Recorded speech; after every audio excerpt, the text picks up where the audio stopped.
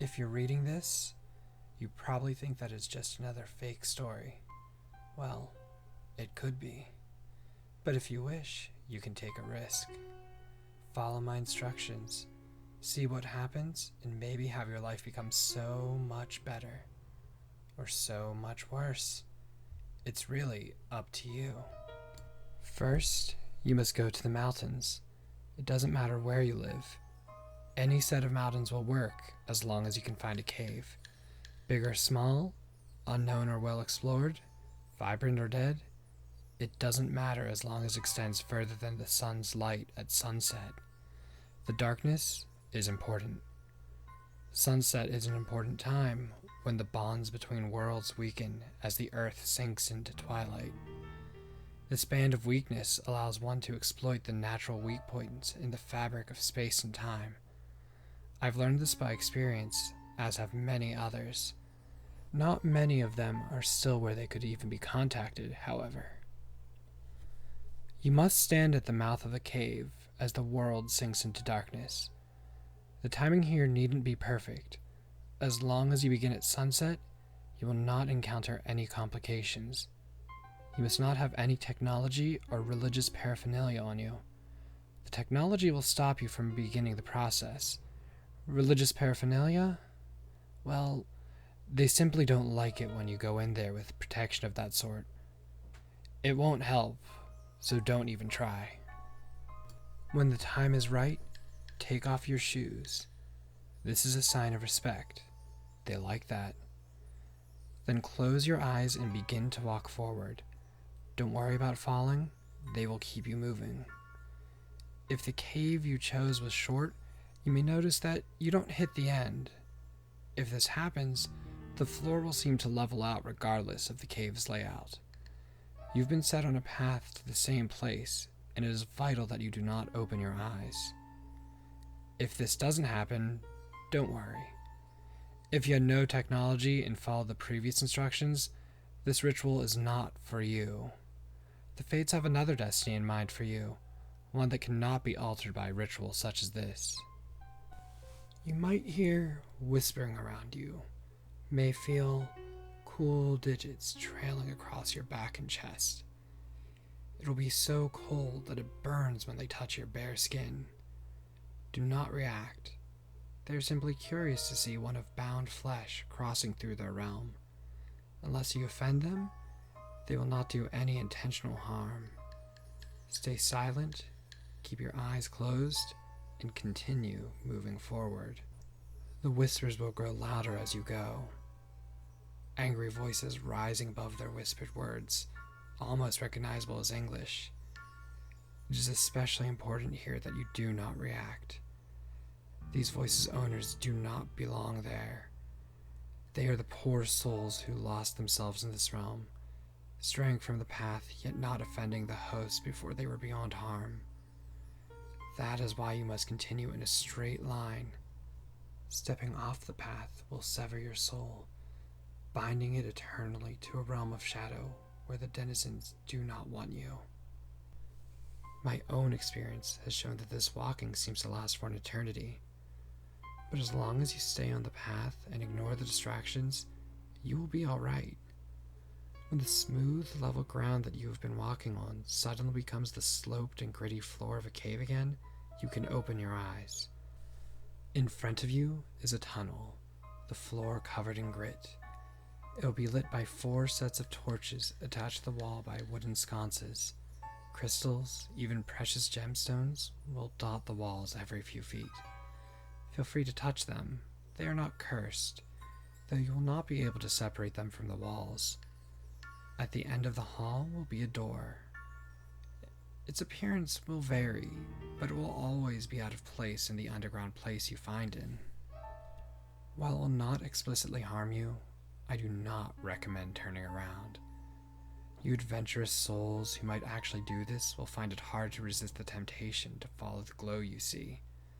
The path you arrived through will be gone, replaced by 2 branching pathways. The effects inside them will vary, but the glow will remain. If you do feel tempted to go down them, do so at your own risk.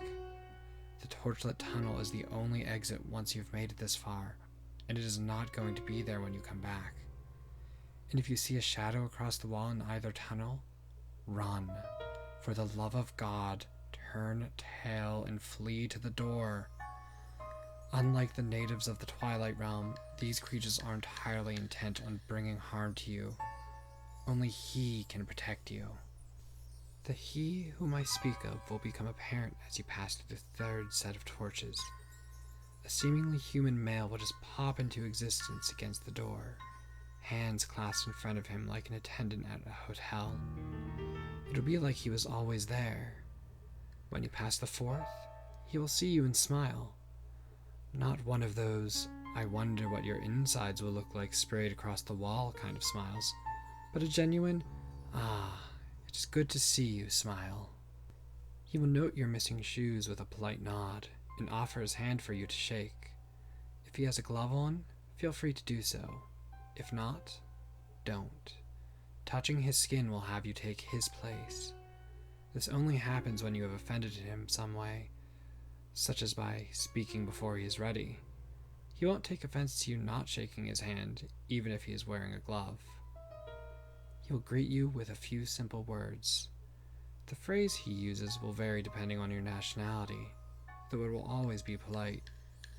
It bears no significance on what follows. You ask 2 questions. One will be simple. Where do you wish to go? Think long and hard on your answer, because if you do not offend him through lies or simply being impolite, that is where you will be when the door is opened. Specify the time frame as well, for that will make a difference.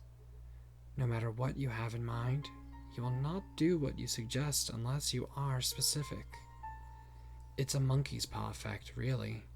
If you aren't specific, you might end up in a bad situation, such as being deposited in that spot during the Jurassic or Cretaceous period, or after all life on Earth has died. You could specify an area in a fictional universe, or a different real world. You'll be taken there, such is the power and benefit of this ritual. But remember, you will not be changed in the transit. Suddenly showing up on an alien planet with no record of ever existing tends to be bad for your health. The second question will be the most dangerous part of this ritual. You will ask a question, a personal one. Your answer must be the truth. Do not be hasty. The question may seem simple, but it is not. You might think you know the answer, but make sure. Odds are it might be something that you have lied to yourself about for years, or that you only half remember. If you answer correctly, he will happily deposit you in the position of your choice. If you lie, whether intentionally or not, he will happily open the door for you still. Unfortunately, this time the destination will be much less pleasant. This gatekeeper has access to places so much worse than you can imagine. And if you lie to him, well, he can put you in any fictional world that he so desires. I'm sure you people are creative. So must I really spell out the result for you? Hi, I'm Jason. Hi, I'm Lacey. Hey, I'm Evan. And we're Hinge. We're Hinge. No, this is accurate. I mean, we started it, so we get to be in sync. Yes. You're the newcomer. Right. You're off. You're off from us just a little bit. A little We'll get bit. you there. Okay, so we're Hinge. We do a bunch of stuff. Mostly right now we've been doing webcomics on our website. We're going to have a link down to that. All the links. It's Apocalypse Tuesday. It's a really cool webcomic. I do the art for it, and definitely check out all the stuff we have down there. Apocalypse Tuesday, once again. Please read it. Please read it. I'm going to just describe it as like a dark comedy, urban fantasy, slice of life, drama. It's got everything. It's got 4 college kids. I mean, what more could you want? 5 college kids. Of course. So, yeah. This was a spooky narration. I'm the one who did it. I was probably sounding a little tired there. I was trying to do a creepy voice. I'm not sure how I liked it. I know a few things I wanted to edit it, but, yeah. It's your first one. Yeah. It's hard. I'm always hard. Gross. on myself. Gross. But yeah, Evan and I are gonna be doing some creepy narrations, Yes, we are. and we also want to do some video game stuff. And Lacey's actually usually really busy. She does the artwork for Apocalypse Tuesday, and the artwork usually takes a lot longer than Yeah, unfortunately, it does take much longer than writing stuff, but nah, that's what we do. So I'll be here for a few video games, hopefully. Oh, definitely. Hopefully. Hopefully. I love you. Yeah. Yeah. That's it. But so yeah, aside from the narrations and the video game stuff, which God knows everyone on YouTube's doing these days, but for good reason, it's all really, really fun. Evan and I, and as well as Lacey, we're working on a podcast drama that's going to be coming out at the beginning of January. And so we really hope that you stick with us till then. We're going to keep doing the narrations just because we like doing them, as well as it's good vocal practice for us right now. Right. Very good practice. We need that. We need that a lot right now. Anyways, it is Halloween night right now. We are really tired.